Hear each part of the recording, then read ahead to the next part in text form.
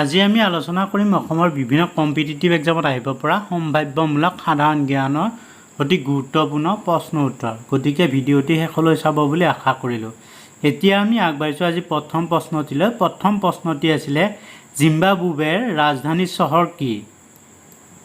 ইয়াতে অপশ্যন 4টা দিয়া আছিলে। তাৰে অপশ্যন ক আছে নাইজেৰিয়া, অপশ্যন খ আছে হাৰাৰে, অপশ্যন গ আছে কাইৰো, অপশ্যন ঘ আছে এটাও নহয়।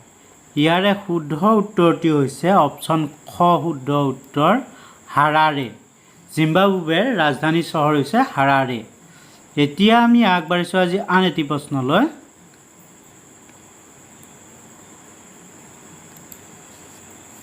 সংযুক্ত আৰৱ আমিৰাত USEৰ মুদ্ৰা কি? ইয়াতে অপশ্যন 4টা দিয়া হৈছিলে। অপশ্যন কত আছে ৰাবুল, অপশ্যন খত আছে দিনাৰ, অপশ্যন গত আছে দিৰহাম, অপশ্যন ঘত আছে টকা।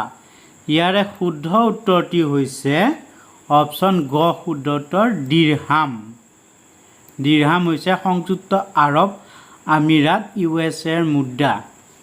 এতিয়া আমি আগবাঢ়িছোঁ আজি আন এটি প্ৰশ্নলৈ।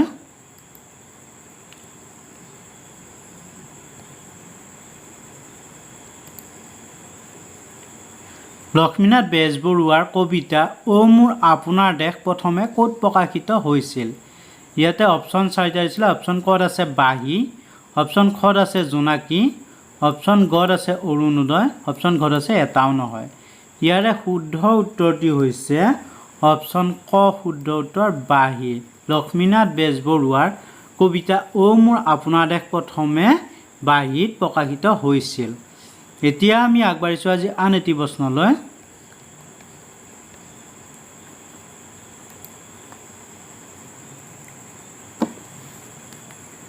ৰাছিয়া আৰু আলাস্কাৰ মাজৰ জলভাগ হৈছে, ইয়াতে অপশ্যন 4টা দিয়া হৈছিলে। অপশ্যন কত আছে পানামা কেনেল, অপশ্যন খত আছে চুৱেজ খাল, অপশ্যন গত আছে বেৰিং প্ৰণালী, অপশ্যন ঘত আছে প্ৰাক প্ৰণালী। ইয়াৰে শুদ্ধ উত্তৰ হৈছে অপশ্যন গ শুদ্ধ উত্তৰ বেৰিং প্ৰণালী। ৰাছিয়া আৰু আলাস্কাৰ মাজৰ জলভাগ হৈছে বেৰিং প্ৰণালী। এতিয়া আমি আগবাঢ়িছোঁ আজি আন এটি প্ৰশ্নলৈ।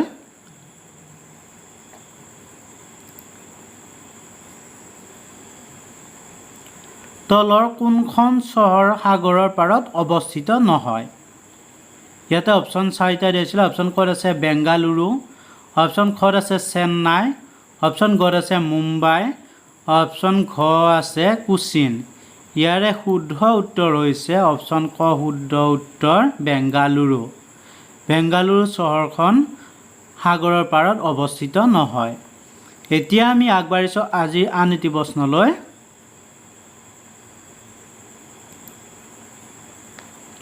ভিক্টোৰিয়া মেমৰিয়েল কোন ঠাইত আছে? ইয়াতে অপশ্যন 4টা আছিলে। অপশ্যন ক আছে মুম্বাই, অপশ্যন খ আছে নতুন দিল্লী, অপশ্যন গ আছে শ্বিলং, অপশ্যন ঘ আছে কলকাতা। ইয়াৰে শুদ্ধ উত্তৰটি হৈছে অপশ্যন ঘ শুদ্ধ উত্তৰ কলকাতা। ভিক্টোৰিয়া মেমৰিয়েল কলকাতাত আছে। এতিয়া আমি আগবাঢ়িছোঁ আজি আন এটি প্ৰশ্নলৈ। কোনগৰাকী ব্যক্তিৰ জন্মদিনত অসমত অভিৰুচি ক্ৰীড়া দিৱস পালন কৰা হয়? ইয়াতে অপশ্যন 4টা আহিছিলে। অপশ্যন কত আছে মনালিছা বৰুৱা, অপশ্যন খ আছে ভোগেশ্বৰ বৰুৱা, অপশ্যন গ আছে ৰাধা গোবিন্দ, অপশ্যন ঘ আছে এটাও নহয়। ইয়াৰে শুদ্ধ উত্তৰটি হৈছে অপশ্যন খ শুদ্ধ উত্তৰ ভোগেশ্বৰ বৰুৱা। ভোগেশ্বৰ বৰুৱাৰ জন্মদিনটো অসমৰ অভিৰুচি ক্ৰীড়া দিৱস হিচাপে পালন কৰা হয়। এতিয়া আমি আগবাঢ়িছোঁ আজি আন এটি প্ৰশ্নলৈ।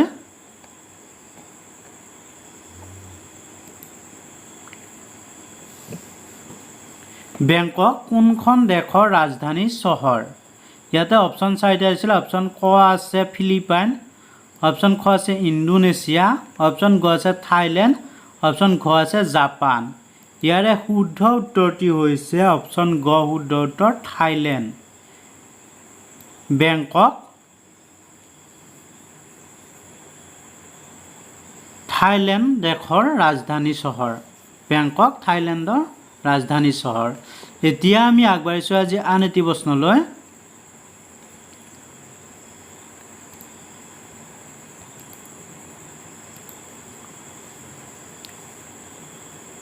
গোপীনাথ বৰদলৈ ঠিক পাছতে অসমৰ মুখ্যমন্ত্ৰী কোন হৈছিল? ইয়াতে অপশ্যন 4টা হৈছিলে। অপশ্যন কত আছে বিমলা প্ৰসাদ চলিহা, অপশ্যন খত আছে বিষ্ণুৰাম মেধি, অপশ্যন গত আছে গোপাল বৰবৰা, অপশ্যন ঘত আছে এটাও নহয়। ইয়াৰে শুদ্ধ উত্তৰটি হৈছে অপশ্যন খ শুদ্ধ উত্তৰ বিষ্ণুৰাম মেধি। গোপীনাথ বৰদলৈ ঠিক পাছতে বিষ্ণুৰাম মেধি অসমৰ মুখ্যমন্ত্ৰী হৈছিল। এতিয়া আমি আগবাঢ়িছোঁ আজি আন এটি প্ৰশ্নলৈ।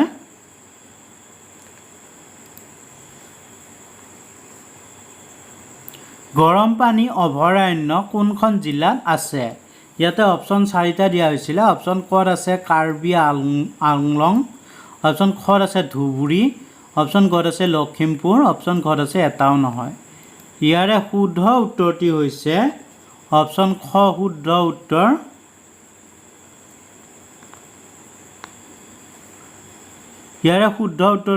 অপশ্যন ক শুদ্ধ উত্তৰ কাৰ্বি আংলং।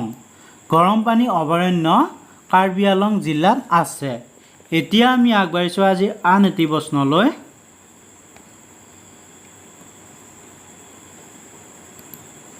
কোনখন মহাদেশক অন্ধকাৰ মহাদেশ নামেৰে জনা যায়?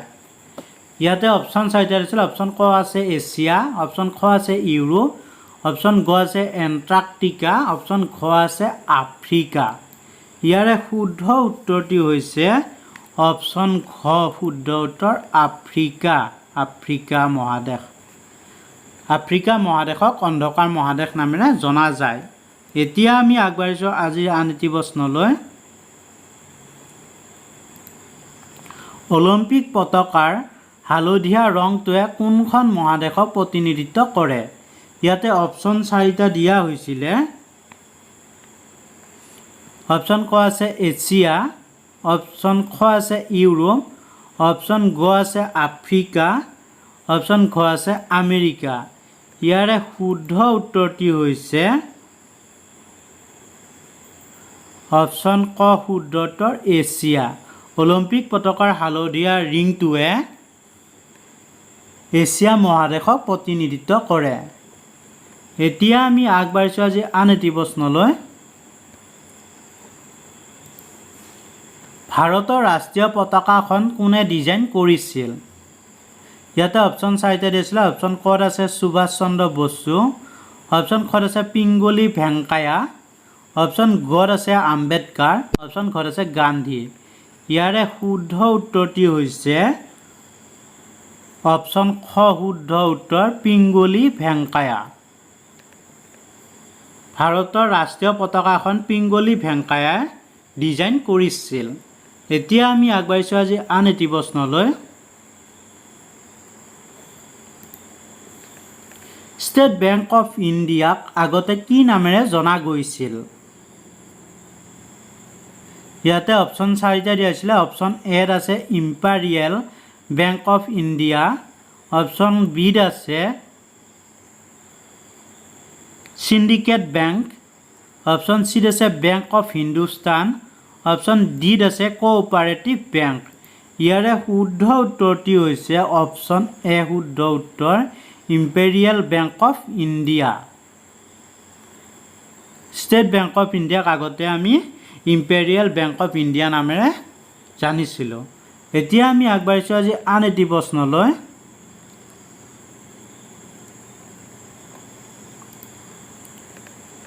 The god of small things নামৰ জনপ্ৰিয় গ্ৰন্থখনৰ লেখক কোন? ইয়াতে অপশ্যন 4টা দিছিলে। অপশ্যন কত আছে অৰুন্ধতী ৰয়, অপশ্যন খত আছে কিৰণ বেদী, অপশ্যন গত আছে ৰাস্কিন বণ্ড, অপশ্যন ঘত আছে ওপৰৰ এটাও নহয়। ইয়াৰে শুদ্ধ উত্তৰ হৈছে অপশ্যন ক শুদ্ধ উত্তৰ Arundhati Roy. The god of small things নামৰ জনপ্ৰিয় গ্ৰন্থখনৰ লেখক হৈছে অৰুন্ধতী ৰয়। এতিয়া আমি আগবাঢ়িছোঁ আজি অন্তিমটি প্ৰশ্নলৈ।